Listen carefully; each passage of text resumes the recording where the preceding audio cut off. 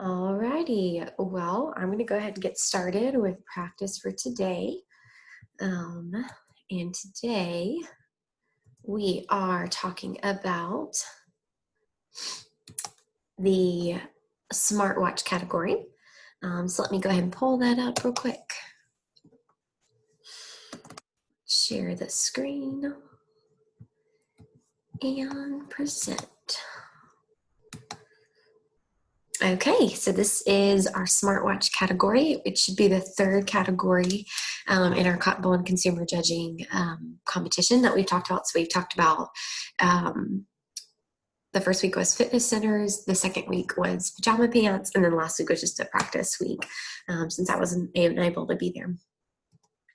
All right, so one of the big first things always with any of these things that you purchase is price. That's one of the most important things that they're looking for. So this should be very familiar.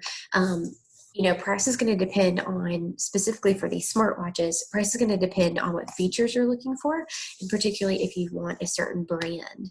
And so all those details are normally outlined in the scenario. So having that information will help you to set your limit. And normally that price range is a very strict price line. So it may say that, Susan has $200 to spend. Well, that is a hard $200. That means that nothing above or is not anything above is not what we're looking for, and immediately be disqualified. So keeping that in mind is really important. Price, because if you shop today, if you don't have the money for something, you just simply can't purchase that item. So depending on brand, price will vary. A lot of people sometimes opt for very name brands, like specifically like a Apple smartwatch. That would be something that would be very popular, but depending on the name brand, you may pay more for it, even though the features may be something that you could find very similarly with a off-brand sort of name. So sometimes you have to just kind of focus on the details and not so much the name brand, especially for these scenarios and these things, because you may know that a product is a nice luxury item, but if it's not what the person is specifically looking for, then we want to go ahead and disqualify it. So. Another big one is talking about the design. So the design can be a variety of things. So if you have a watch, you know that there's the band and then there's the screen that there's on. So the band is also going to be specified in the scenario, but you're looking for something that's going to be either functional if the person is looking for something that may be potentially good for like maybe an athletic lifestyle. They might want something that's really comfortable. Now, sometimes people want a very like luxury or more like expensive looking band. So you wouldn't want something like my little watches today. You'd want something maybe like in silver or gold or another metal. Sometimes even leather can be something. And so having that band may make your smartwatch look a lot nicer, or it can be a very casual item. So depending on what the person in the scenario is using this watch for may also depend on what the kind of band that they're looking for as well. So sometimes people like that to be very matching with their clothes or so on. So, but the nicer the band, normally whether that's a metal or a leather, that's normally going to increase the price because normally those are not bands that normally would come with the smartwatch. They're something that you would have to specially buy or add in addition to your normal smartwatch. And another thing is the screens. The screens are very broad here. This face of the screen can vary a lot. So if you're looking at a traditional Apple smartwatch, so if we go back, it would be like the second item there. That would be that square face. It's very big. It's open for you to see.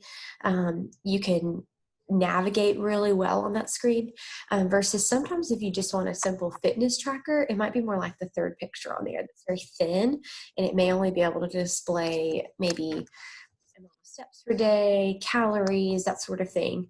It may not offer a lot of other features that you can do. So depending on what the person is looking for, the screen may vary as well. Other things that this mentions here is there may be buttons, knobs, or dials. Like on a traditional watch, you would find some sort of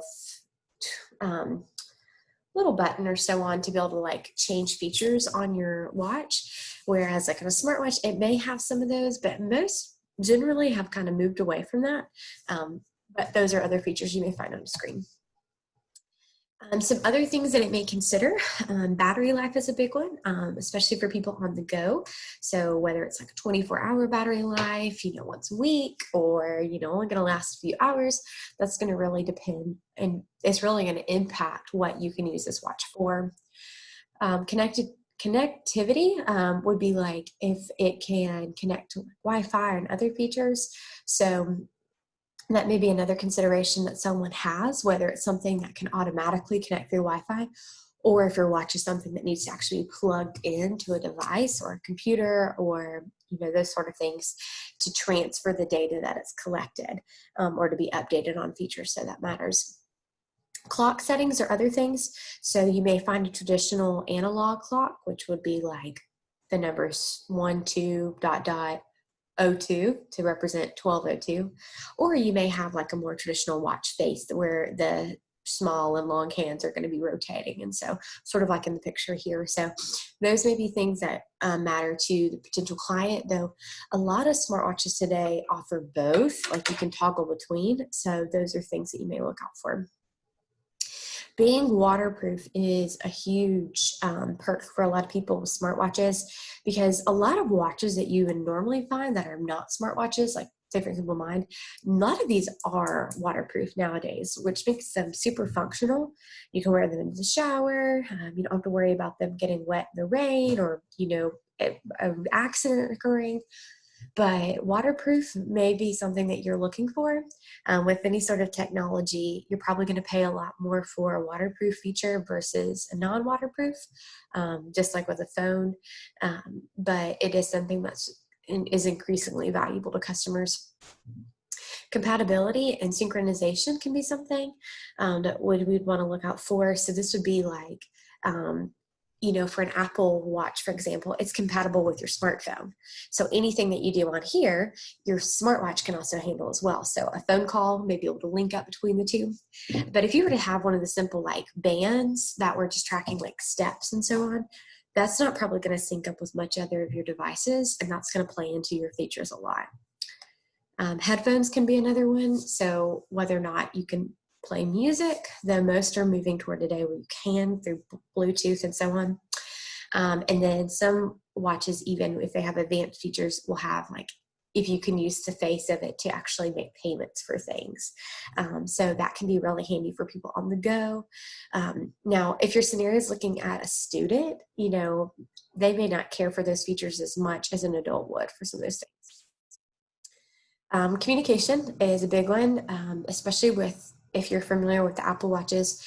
This is a big thing. You can text and call on your phone or on your watch in the same way that you would on your phone. You can also open apps and set a do not disturb mode, which are really customizable features for people.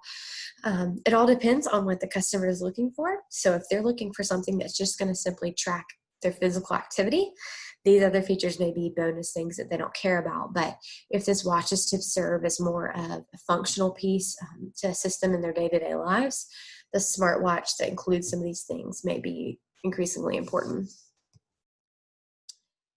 Health tracking, most smartwatches are centered around this, simply because most people have a phone, so they have the ability to text or call or to view their apps and so on. But not a lot of people have something that actually tailors and tracks their specific movement. And not everybody keeps their phone on their person, and so having a watch is something that's more able to go on the go with you, whether you're going to the gym, take a little run, if you're walking at work, and so on. Whether you're sleeping at night. So some features that a lot of times these health trackers look at is, first off, many track your sleep. So that's why a watch would be nicer than a phone. A lot of them look at calories, so maybe calories burned, and most that's based off of physical movement that it picks up. And sometimes that can be if you input like your diet for the day. If you're keeping track of those things, it can factor in those things as well. Physical activity, most of it's going to track movement that it can pick up, but if you did something specific, like push-ups or so on, it can also be something that you can program in. Hydration, so how much water you drink, can be done through an app. This would be something that you would have to input the data, whereas, physical activity would be something that the watch could pick up on motion. Heart rate is a big one that people care about, which markets this especially to older people that are looking to keep an eye on their heart rate throughout the day, wanting to make sure that maybe it's increased enough during a workout to burn calories, or that it's staying at a healthy rate throughout the day, which leads in really well to the last point, as some of these measure your stress. So they remind you, I know the Apple Watch will tell you people to take a breath. They'll remind people to maybe take a moment to meditate or other things. So you can add a lot of these features depending on what kind of watch you're looking at, but some specific ones that people look for. Those are some of our resources. And then here is our practice class. So I'll read through this one and work through it with you. And then I will link afterwards some additional practices that you can look at. All right, so we're going to read this one. Jennifer wants a smartwatch. She has a $300 gift card from her birthday to use for this purchase. Jennifer is a generally active person. She is always on the move, whether she's walking to work, her local coffee shop, or going to the gym. Jennifer wants a smartwatch that will help her track activity in correlation with her iPhone. Jennifer uses Spotify to listen to music and hopes that her smartwatch will be compatible. A long battery life that gets her through the day is important, specifically 12 or more hours. So this is our scenario, and if we were to read through some of these things, we'd want to first identify what are the key, 3 to 5 different things that this customer is looking for. So let's start at the top. It says, first off, she has a $300 gift card from her birthday to use for this purchase. So first off, the very first thing that I'm going to navigate to is I am going to look at, let me see if I can navigate to my other screen. We are going to pull up and put $300 limit. Okay, we'll go back. Jennifer is a generally active person. She's always on the move, whether she's walking to work, her local coffee shop, or going to the gym.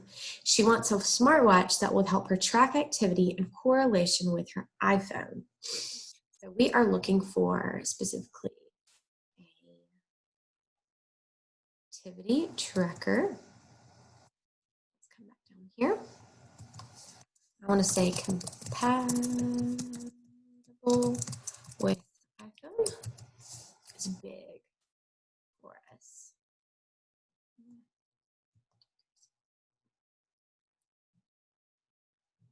Let's see. Okay. Spread that out. All right, so come over here. Let's go back. It says, Jennifer uses Spotify to listen to music and hopes that her smartwatch will be compatible.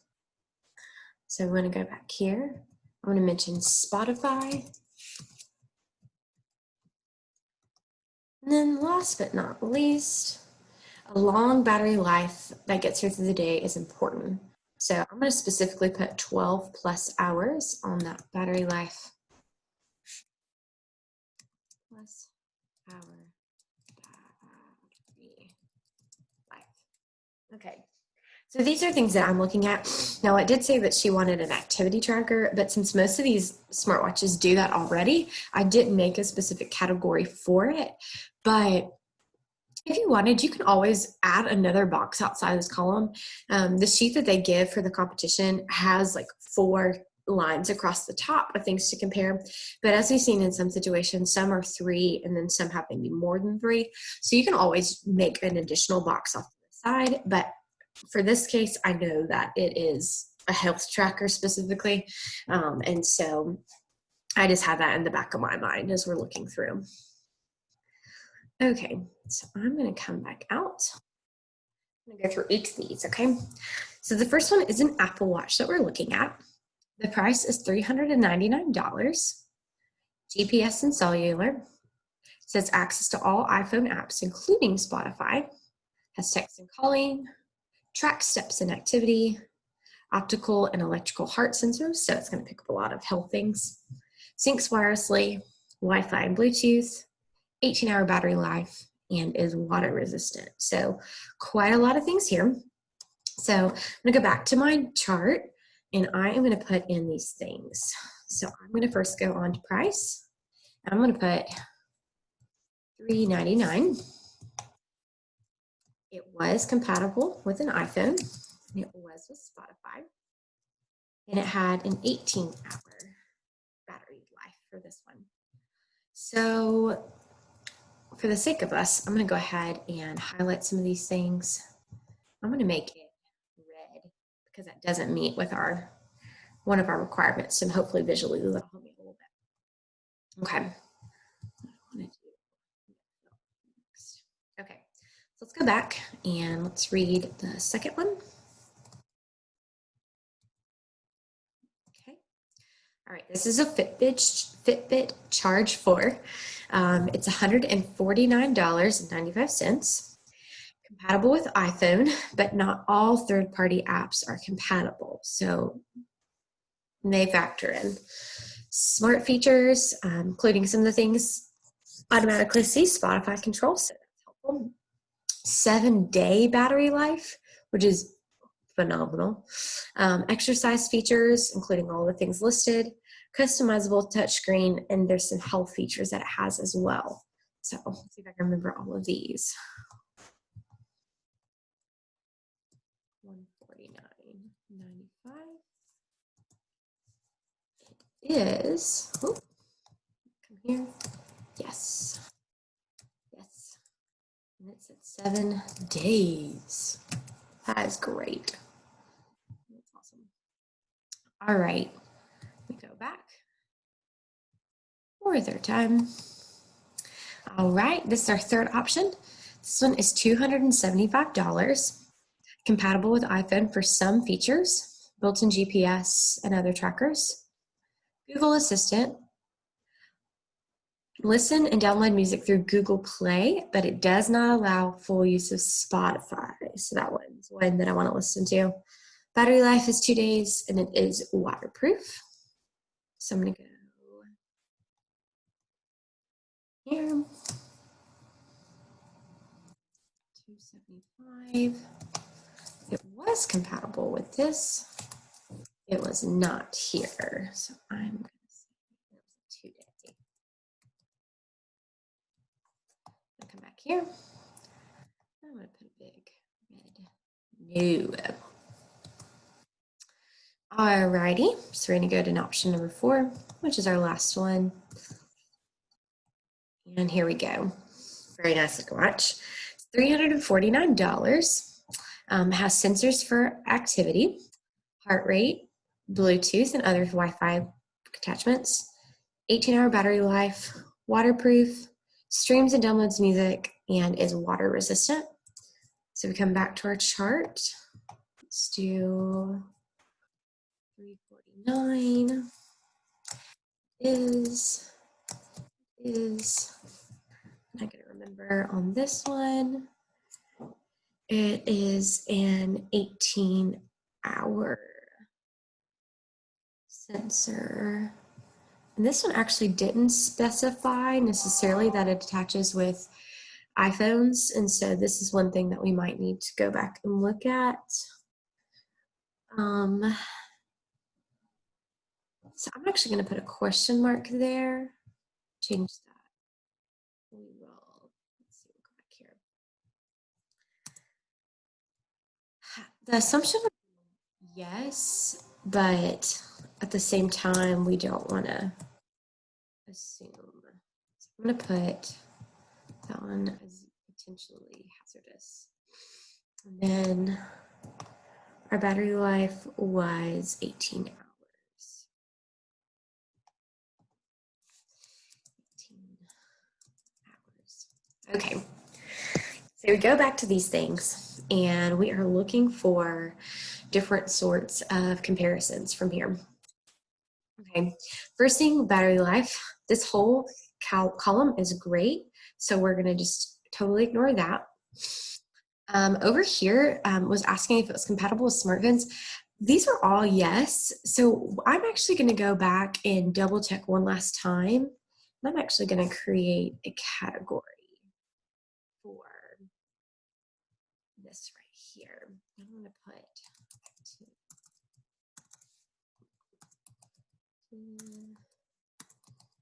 activity. And we were looking to see these.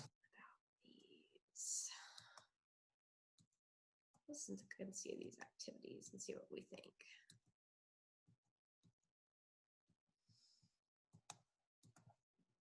Just to double check, because that's one thing that since it was listed, we do want to make sure that we don't overlook, especially since this category was all yeses. So let's go back and just double check.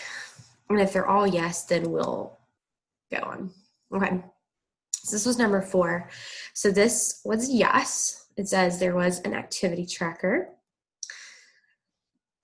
This says yes. It's got heart rate, sleep tracker, workout coach, activity tracker. Number 2 says exercise features, which is the 3rd point down. It specifies GPS tracking, force climbed, heart rates, etc. And then under health, it also has those other things that the others are listed. So that was a +2. And then the Apple Watch still tracks steps and activities, has a heart rate sensor, etc. So just double checking on those things. That's something we should have read as we went through, but just want to make sure that those were all yeses. So yes, yes, yes, and last but not least, yes. Okay. So looking across the board, we already have some that we need to look at that totally do not meet our needs. So we had a $300 limit, and looking out of these two, only 2 of these actually fit the limit. So we know that our top pair should at least be 2 and 3, simply because the other 2 are outside of our price range, and so they should not fit. Now, the next thing I really see, like looking at my columns, is this Spotify. And since this was a pretty big feature for her, this one not being compatible it really catches my eye. So when we're ranking, those are things you want to take in count. So first off, what's going to be our most important out of all these? $300 limit, compatible with iPhone, Spotify, 12-hour battery, etc. $300 limit to me is the biggest one because it's price. We've already said if you don't have the money, you can't spend the money. So that one's going to be automatically no in my book. Spotify, if you remember for number 3, we'll go back and read it. It did say it has some Spotify, but we put no because it says not full use of Spotify. And so that limitation is something that stuck out to me. Particularly versus these all allow, and they don't say that it doesn't have access. So that means out of these first 2 options, number 2 should be the one that sticks out first for us. Fits our price, it's compatible, there is Spotify, and it has a 7-day battery life, which is actually the best one on the offers. So that one's going to be our best. And then from there, based on what you think is best or most important, whether it's the Spotify, is it the price range, you can rank from there. So let's go back to here. One more time. And here we are. So here is our rankings. It ranks at 2, 3, 4, and 1. So if we went back to our chart, not toggling, 2, I agree with. 3 would have been my second one. 4, this was a cheaper price than 1, and 1 was the one that was the most expensive. So that would stand out to me as not being at all. All right, so let's go back here and see their reasonings. Okay. So if you remember, we do pairs in our competition. So you have a top pair, a middle pair, and a bottom pair. So we're first going to compare the first 2. If we think that was a hard decision between the 2, we would call that a close pair. Now in this situation, our number 2 was perfect across the board, whereas number 3 had that Spotify issue. So I would say that's not very close. And ones are distinct. It wasn't a hard decision. We could tell which one was better. So it says the reasons for placing. It says 2 tracks activity. It's compatible with an iPhone. Is under $300. Works with Spotify and has a 7-day battery life, which are all the things that we were looking for. Now, when we talk about grants and faults, granting is where we talk about the positive thing about the lower ranking item. So if we were to read it here, it says, I grant that 3 tracks activity, works with iPhone, is under $300, and has a battery day life of 2 days. However, I fault it because you can't control Spotify from the watch, and it is more expensive than number 2. So that's how you would read through that first pair. So if we were to start from the beginning, you would say, I place this class of smartwatches 2, 3, 4, 1. In my top pair, I have 2 over 3 because, and then you'd read reasons for placing. Say, however, I grant 3 for blank, but I fault 3 for blank. Then you would say, in my middle pair, I rank 3 over 4 because 3 tracks activity, works with an iPhone, is under $300, being priced at $275, and has a battery life of 2 days. However, I grant that 4 tracks activity, works with Spotify, and has a battery life of 18 hours. But ultimately, I fault it because the budget was way over at $349. So that's where you could pull out. And one tip that we try to tell students too is sometimes it helps to count on your fingers, just point out things, be like, so for example, when you would say I'm granting, so I grant that 4 tracks activity, works with Spotify, and has battery life of 18 hours. That can help you kind of visualize things a little bit more as you're reading them out loud. Because you remember, you can have your sheet in front of you, but they really enjoy if you make a lot of eye contact. The more eye contact you make, the better of a score that you're going to make when you're giving your reasons. So that helps a ton in our categories. And then we'd finally say, in my bottom player, I placed 4 over 1. 4 tracked activity, which is what Jennifer was looking for. It works with Spotify, and it has a battery life of 18 hours. However, I grant that 1 tracks activity, works with an iPhone and Spotify, and has an 18-hour life, but I fault it for being $399, which is way over the $300 gift card limit. And then at the end, you'd say, for these reasons, I place this class of smartwatches 2, 3, 4, 1. And that's how you would read off of that. And that would be your competition. That would be your reasons. So I'm actually going to pull up, I hadn't prepared this, but let me pull it down. And just to practice reading that out loud, I'm going to pick one of these at random. I don't even know what they are. We're not even going to read the scenario. We are just going to, I'm just going to read through the reasoning. Okay. So for example, if we were going through these things, knowing the scenario helps a lot because you can use the name of the individual. You can name specific things. It helps to use the number, like when you're comparing. But if you know what the item is as well, you can recall that. It helps to have more detail, but honestly, that's one thing that can get kind of confusing as you're going between numbers and the word. You do need to use the numbers. So whatever number they label that item, number 1, 2, 3, or 4, you do need to use that description when you're reading it off. So let me just read through this, what it would look like. So this is jeans. So I would say, good morning. My name is Sydney Cardell, and I'm going to be judging this class of jeans today.